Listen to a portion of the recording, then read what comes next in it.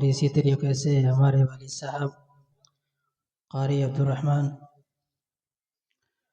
इनके इसरार पर मेरी हाज़िरी हुई है। मैं इंशाअल्लाह इन हज़रात के हुक्म पर चंद आयतें इमाम क़ालून और चंद आयतें इमाम खल्फ़ की रिवायत में पढ़ूँगा इंशाअल्लाह।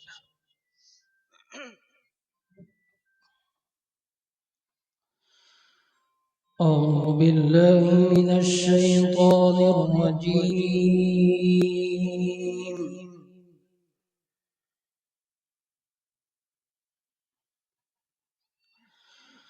بسم الله الرحمن الرحيم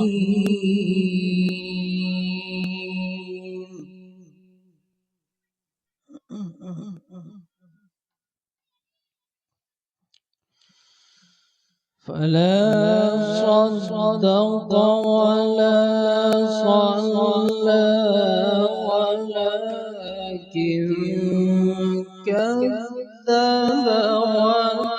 وتولى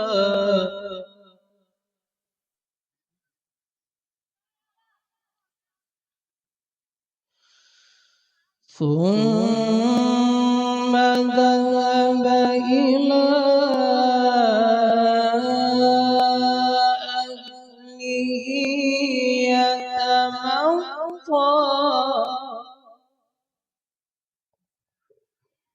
माशाअल्लाह बहुत खूब कारी साहब।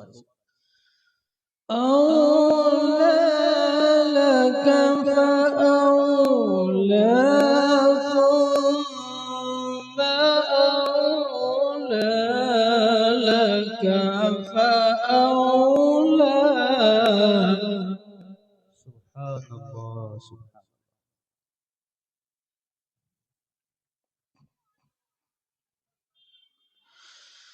فلا صدق ولا صلى ولكن كذب وتولى सुभान अल्लाह सुभान। ثم ذهب إلى أهله يتمطى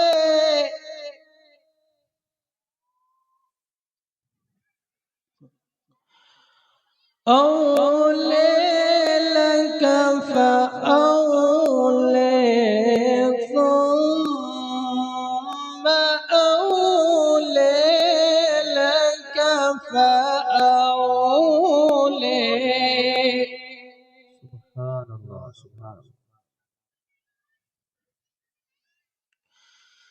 أيحسب الإنسان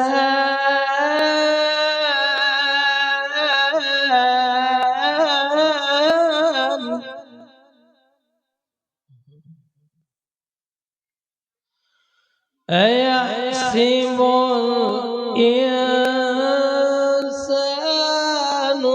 أن يترك سدى हय्याकल्लाह कारी साहब बहुत खूब। ألم يكن نطفة من مني تمنى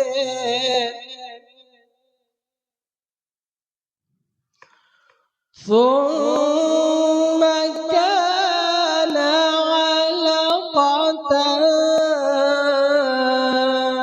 فخلق فسوى माशाअल्लाह माशाअल्लाह बहुत खूब कारी साहब।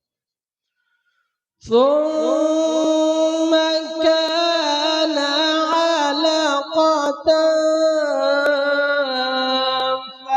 فخلق فسوى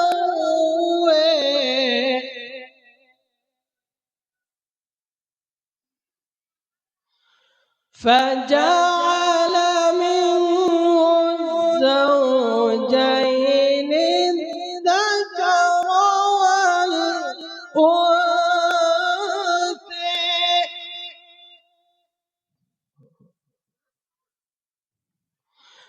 فجعل منه الزوجين الذكر والأنثى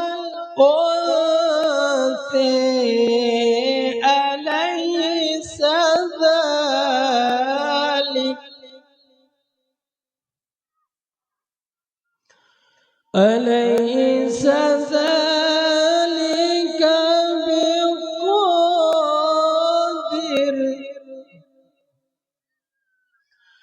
أليس ذلك بقادر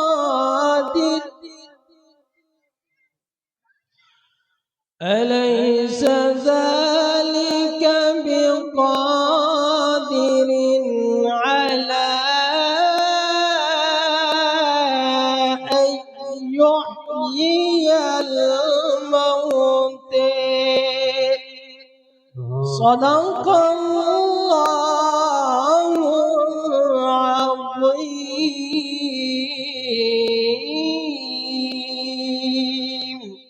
माशाअल्लाह क़ारी अब्दुल क़ादिर साहब, जज़ाकल्लाहु खैरन अहसनुल जज़ा। क़ारी अब्दुल क़ादिर साहब ने अपनी मशहूर कुन आवाज़ में तिलावत कलाम रब्बानी से हम तमाम सामाईन को महजूज़ किया। अल्लाह अज़्ज़ा वजल का ये कलाम जो बड़ी खूबियों का मालिक है, जो अल्लाह तबारक व तआला की ज़ात से निकला हुआ कलाम है, ये मुअस्सिर है, दिलों को अपील करता है। माशाअल्लाह क़ारी अब्दुल क़ादिर साहब बेहतरीन मुजव्विद और क़ारी है जो तिलावत कलाम रब्बानी पेश कर रहे थे। अब इसके बाद जैसा कि आप हज़रात बारहा जलसों में जाते हैं और आपने एक दस्तूर, एक रिवायत देखी कि सबसे पहले तिलावत कलाम रब्बानी से मजलिसों का आगाज़ होता है